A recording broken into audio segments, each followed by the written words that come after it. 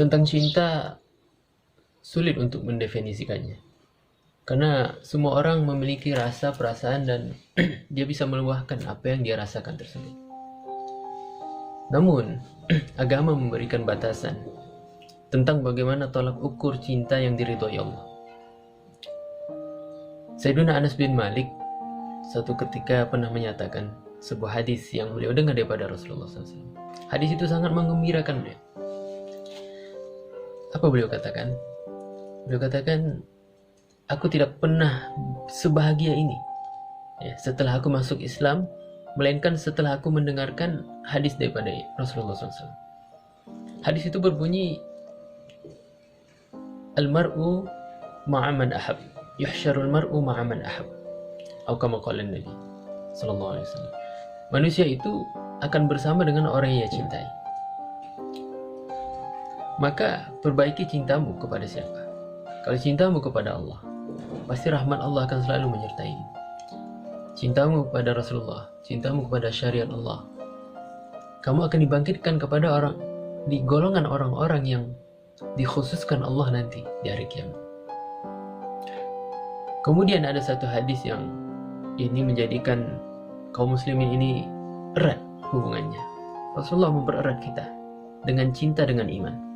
La yu'minu ahadukum hatta yuhibba li akhihi ma yuhibbu li nafsi. Tidak sempurna, tidak dikatakan sempurna, perfect keimanan seseorang, melainkan kalau dia sudah bisa memiliki sikap, memiliki satu komitmen bahwa apa yang aku miliki dari kebaikan harus aku sampaikan kepada orang lain. Dia mencintai dirinya sebagaimana dia mencintai orang lain, sebagaimana dia mencintai dirinya, mencintai saudaranya. Yang inilah mempererat cinta kita. Jadi cinta itu maknanya sangat banyak. Cara mengekspresikannya pun berbagai macam. Ada dengan tulisan, pena yang tak pernah henti menulis kata-kata definisi cinta, ungkapan cinta. Pena, tinta, lisan, sikap, semuanya itu dapat menjadi media untuk menyatakan perasaan, mengekspresikan cinta. Tapi jangan salah pemuda. Kita pemuda kita kadang-kadang salah dalam mengartikan dan dalam menunjukkan aksi dari sebuah rasa cinta. Jangan salah. Cinta yang hakiki adalah cinta kepada wujud yang hakiki. Wujud yang hakiki adalah Allah. Dan apa yang berhubungan dengan syariat Allah, Rasulullah SAW, agama Allah, para nabi, orang-orang saleh, itu akan dinisbahkan kepada kehakikian Allah. Karena disebutkan dalam ilmu tauhid itu, wujud kita ini adalah wujud nisbi, wujud yang berpermulaan dan akan berkeakhiran dan akan berkemulaan lagi dan tiada akhirnya. Namun wujud Allah adalah wujud hakiki, wujud yang tidak ada permulaan dan tidak ada pengakhiran. Itulah wujud hakiki, eksistensi hakiki. Sementara kita adalah eksistensi semu. Keadaan kita ini sebenarnya bukan asli, yang nisbi. Maka ketika kita mencintai wujud yang hakiki, Allah Subhanahu wa Ta'ala, cinta itu pun akan menjadi hakiki. Subhanallah. Saya teringat dengan tentang cinta masih. Jadi ingat pemuda, jangan salah dalam mengekspresikan aksi dan reaksi dalam sebuah cinta. Seorang bernama Qais bin Amir atau Majnun Laila, begitu disebutkan dalam sejarah. Masing-masing orang mengambil satu simbol. Dalam ilmu tasawuf ini, Qais dan Laila disimbolkan dengan seorang hamba dengan Tuhannya. Begitu mencintai Laila, begitu mencintai Allah. Sebuah syair yang diucapkan oleh Qais dalam kemabukan cintanya kepada Laila. Amurru ala diyari Laila, uqabbilu zal jidara wa zal jidara, wa ma hubbud diyari shaghafna qalbi, walakin hubbu man sakana diyara. Aku menyusuri perkampungan, rumah demi rumah, rumahnya Laila. Aku cium berbagai temboknya, dindingnya di sana dan di sini.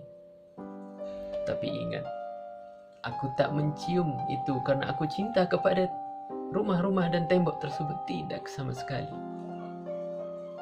Walakin, akan tetapi, hubbu man sakanat diyar, cintaku kepada orang yang berada di sebalik tembok tersebut, orang yang berada di dalam rumah tersebut. Jadi kita mencintai Al-Quran itu adalah bentuk cinta kita kepada Allah. Mencintai Rasulullah, bentuk cinta kita kepada Allah. Mencintai hadis Nabi, bentuk cinta kita kepada Rasulullah SAW. Apapun yang berkaitan dengan Rasulullah, dengan Allah, dengan agama ini, medianya, wasilahnya, bukan berarti kita bukan berarti si Qais itu mencintai tembok, tidak. Tapi siapa yang di balik tembok? Siapa yang ada di dalam rumah tersebut? Kita mencintai sunnah Nabi, ya. Kenapa? Siapa yang telah menjadi ikutan dalam style tersebut? Rasulullah.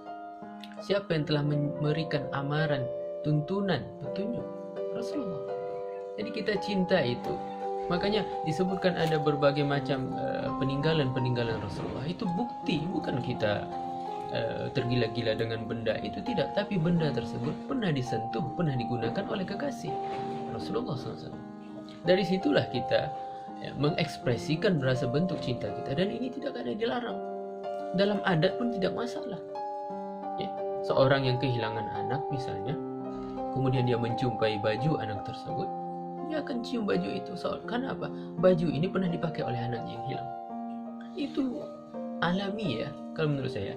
Jadi hanya orang-orang yang tidak memahami kejiwaan, tidak memahami ekspresi, tidak memiliki jiwa yang salim, yang tidak memahami hal-hal seperti ini.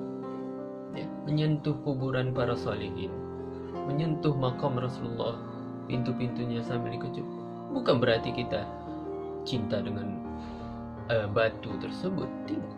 Tapi siapa yang di sebalik batu? Siapa yang ada di makam itu? Sekasih Rasulullah SAW, orang-orang soleh.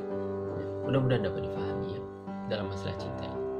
InsyaAllah, mudah jangan salah mencintai, dan orang-orang sebelah juga jangan salah menilai kami.